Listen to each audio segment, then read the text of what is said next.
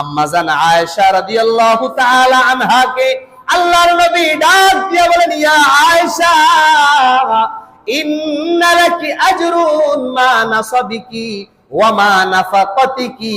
তুমি আল্লাহর ঘরের হজ করতে যায়া তোমার অংশে যতগুলো টাকা খরচ হবে, তোমার যতটুকু সম্পত্তি তুমি হজের জন্য খরচ করবা, ওই সম্পত্তি অনুযায়ী আল্লাহ পরকালে তোমাকে সওয়াব দান করবেন। সুবহানাল্লাহ। ফর এক্সাম্পল, আমরা যদি 7 লক্ষ টাকা খরচ করে হজ করে আসি, আল্লাহ রাব্বুল আলামিন 7 লক্ষ সওয়াব কিয়ামতের ময়দানে দান করবেন। সুবহানাল্লাহ। জোরে বলেন না সুবহানাল্লাহ। তাহলে হজের জন্য, উমরার জন্য টাকা খরচ করলে লস আছে না লাভ আছে? আর একটু জোরে বলেন, লস না লাভ? আমরা সবাই লাভ চাই না লস চাই? লাভ চাই। আল্লাহ আমাদের সবাইকে আল্লাহর সাথে লাভজনক ব্যবসা করার তৌফিক দেন, বলেন আমিন। হজ আর উমরাতে যত টাকা আপনি ইনভেস্ট করবেন,